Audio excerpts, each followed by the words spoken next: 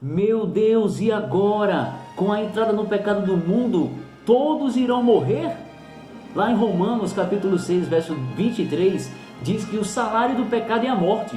Então, se eu peco e você peca, todos nós iremos morrer? Acalme o seu coração. De fato, todos aqueles que pecam têm que morrer.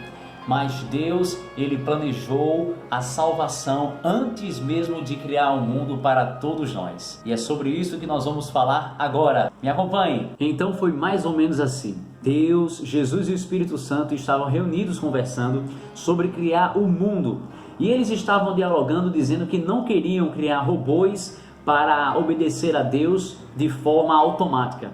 Eles queriam criar seres humanos livres que obedecessem a Deus por amor. E a Trindade reunida pensou: caso os seres humanos pequem, eles terão que morrer, porque o salário do pecado é a morte. Mas Jesus ele foi e disse assim: mas se eles pecarem, eu morro no lugar deles. Pode deixar, que esse preço eu é que pago. Olha que atitude linda e única. Foi por isso que Jesus morreu pelos nossos pecados. Fomos nós que pecamos e quem morreu pelos nossos pecados foi Jesus. Você pode me fazer uma pergunta agora. Se Jesus morreu na cruz por todos nós, então por que nós continuamos morrendo? Porque existem dois tipos de morte. A primeira morte é aquela que nós conhecemos, é o desfalecimento do corpo, é a primeira morte, é a morte terrena aqui na terra. E ela está lá descrita em Eclesiastes capítulo 9, verso 5. E existe outro tipo de morte, que é a morte eterna, que é quando Jesus voltar, aqueles que não se arrependeram, eles vão morrer eternamente. É o que diz lá em Apocalipse capítulo 20, verso 6. Então nós temos a esperança da ressurreição dos mortos por causa que Jesus morreu por nós. Então, Jesus, ele nos salvou da morte eterna. Em João capítulo 3, verso 16, diz: porque Deus amou o mundo de tal maneira que deu o seu Filho unigênito para todos os que nele creem não pereçam, mas tenham a vida eterna. Apocalipse capítulo 13, verso 8, confirma o plano da salvação ao dizer que o Cordeiro, que é Jesus, foi morto desde a fundação do mundo. Isso significa dizer que desde que Adão e Eva pecaram, Jesus ele já estava determinado para morrer em nosso lugar. Isso significa que a salvação dos nossos pecados por Jesus, a morte de Jesus na cruz, foi algo planejado. Portanto, a salvação ela não depende das nossas próprias obras.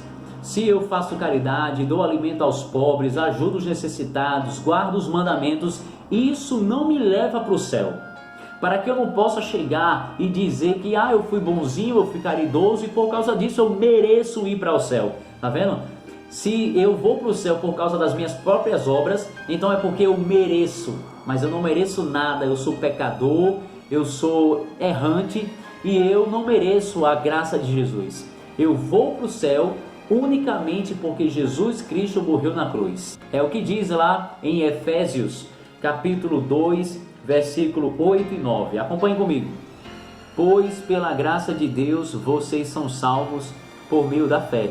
Isso não vem de vocês, mas é um presente dado por Deus. A salvação não é o resultado dos esforços de vocês. Portanto, ninguém pode se orgulhar de tê-la.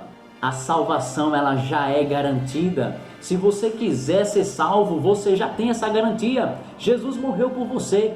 Não importa quais foram os seus pecados, não importa o que você fez, Jesus morreu para salvar a mim e a salvar você. Jesus morreu por todos os nossos pecados. A única atitude que você tem que tomar hoje é aceitar a salvação. E quem é a salvação? Lá em 1 João capítulo 5, verso 11 e 12 diz assim, e este é o testemunho, Deus nos deu a vida eterna, e essa vida é nossa por meio do seu Filho. Quem tem o Filho tem a vida. Quem não tem o Filho de Deus não tem a vida. Então, nós temos que ter Jesus, nós temos que aceitar Jesus para termos a vida eterna. É muito simples. E quem aceita Jesus, quem ama a Jesus, faz uma coisa. É o que diz lá em Hebreus, capítulo 5, verso 9.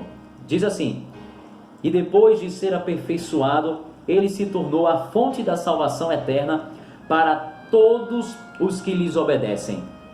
Então perceba, quem é salvo por Jesus automaticamente obedece os mandamentos. Quando você é salvo por Deus, é algo automático. Você ama a Deus pelo sacrifício dele na cruz por todos nós e, em consequência disso, você obedece os mandamentos.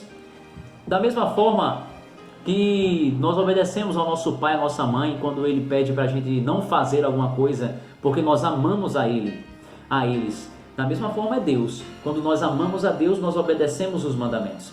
E se você é salvo, se você quer ir para o céu, não faria sentido você continuar a sua vida de pecado, pecando indiscriminadamente. Por fim, eu creio que somos salvos unicamente pela graça de Cristo. Nunca seremos salvos por méritos próprios, por causa da nossa própria obra.